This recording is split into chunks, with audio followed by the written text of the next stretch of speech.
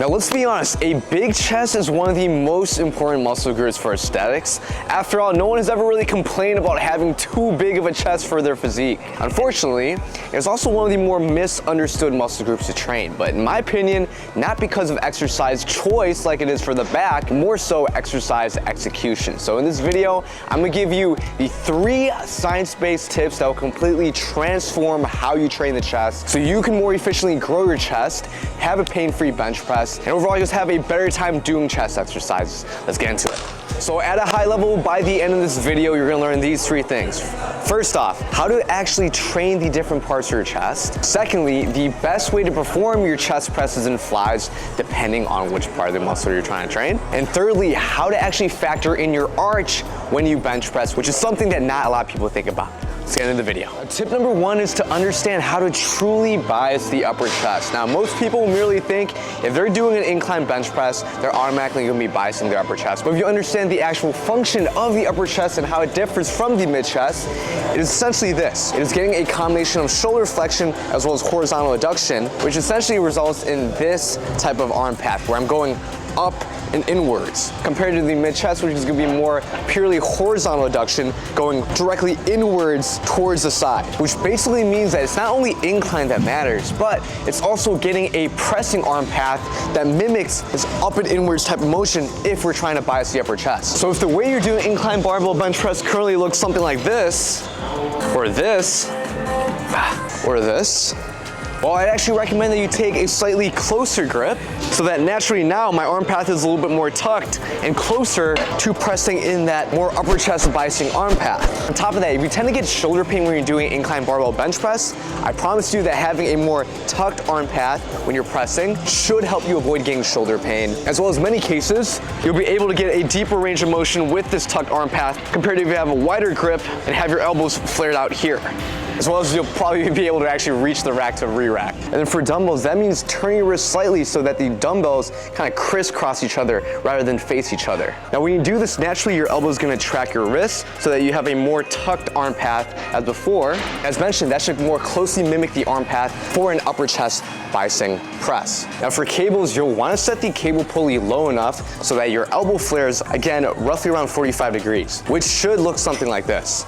Also, quick tip, instead of staying supinated, if you tend to feel in your biceps, I recommend keeping a neutral grip so that you take your biceps out of the movement. So again, if you truly want to bias the upper chest, merely doing an incline press or a low to high cable fly isn't enough. You want to be getting this 45-degree crisscrossing motion with your arm path when you're doing these exercises. Now on the flip side, if you're trying to train the mid chest, you want to be getting this purely horizontal adduction arm path where I'm basically just training where my hug's at. And since we're all dialing in our form, might as well also dial in your gym gear. And with that, I recommend Able. You pretty much see me wear Able clothes in all my videos because they look good, they feel good, they fit good, and they're not crazy overpriced in my opinion. So if you're trying to cop some Able gear, they recently had a new drop. The Gothic line came out. This is one of the t-shirts from the Gothic line.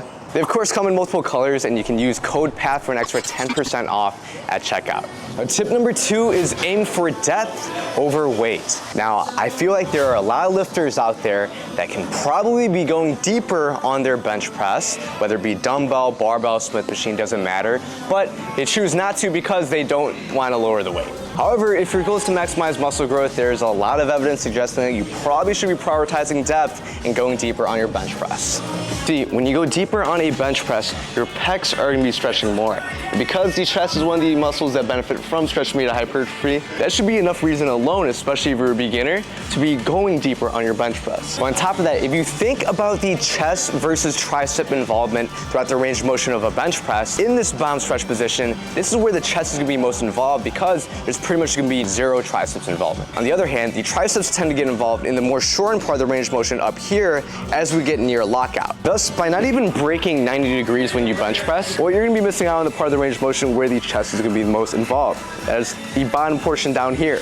Not to mention that free weight presses like barbell bench press, dumbbell bench press are all length and focus exercises, meaning peak resistance, being the hardest part of the exercise, is found at the bottom part of the range of motion, once again at the point where the chest is going to be more stretched, which basically means if you're avoiding that part of the range of motion, it's essentially like not going all the way down on a preach curl or half repping on squats. And if it's injuries that you're scared of, well, you'll be hard pressed to know that over time, if you're only training in that more shortened part of the range of motion up here and not going deep, not not only are you missing out on the most important part of the exercise, but long term you're probably increasing your risk of injury, because what happens when inevitably you go a little deeper than usual with your super heavy working weight, but because you're not used to that part of the range of motion, your chest might not be used to being under that much load in that more stretched position. Compared to if you actually gradually train that part of the range of motion, sure, you might have to drop the weight in the short term right now, but I promise you, just like before, you're gonna be able to progressive overload over time, but this time, in my opinion, a much more healthy, functional way, because you're training the full active range of motion of your chest. This is why I still ultimately recommend my clients do an exercise like barbell bench press, because it is one of the only exercises where if you don't go full range of motion, you're actually punished. Now, what I mean by this is,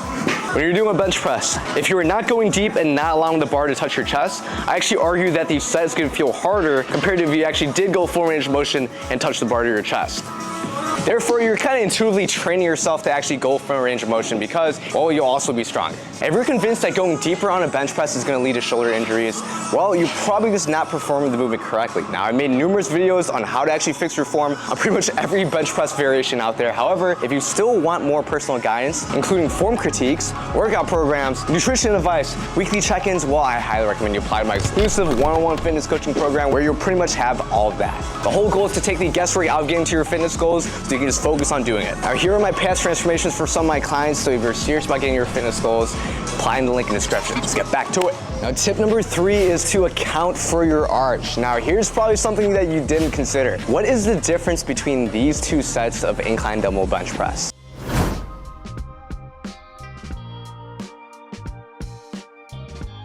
Now, if you said that it was my arch, then you are correct. But let's break down further what actually changes when I arch more. Now, when you arch on a bench press, you essentially change your torso angle, which thus impacts your arm path. Meaning, if you arch on a bench press, a 15-degree incline bench press pretty much becomes, well, a flat bench press. And then a flat bench press with an arch pretty much becomes a decline bench press. Technically speaking, if we're going by torso angle. In fact, if you tend to get shoulder pain when you're doing a flat dumbbell bench press, try increasing the incline by just 1 notch, arching, and then you're gonna be surprised that, hey, maybe your shoulder pain is gonna be gone, maybe you can actually go more depth, and maybe the movement just feels more comfortable overall. And if you're still concerned that you're not gonna be biasing the mid-chest as much, what you could do is be slightly more flared than 45 degrees, around 65 degrees, so that you're accentuating that more horizontal adduction arm path like I mentioned before, which is gonna be one of the main ways that you actually bias the mid-chest over the upper chest. And that also means if you wanna do an incline dumbbell bench press where you're biasing your upper chest, the lowest incline I'd probably go is 30 degrees, which is 2 notches above completely flat, but going as high as 45 degrees could actually work. However, I probably wouldn't go any higher than that, or else you'll probably start feeling a lot of strain on your spine. Now, to throw in a bonus tip, you need to make sure that your nutrition is dialed in if you truly want to maximize chest growth. Now, a very simple way to do this is by aiming to get 0.8 grams of protein per pound of body weight. And an easy way to get 20 additional grams of protein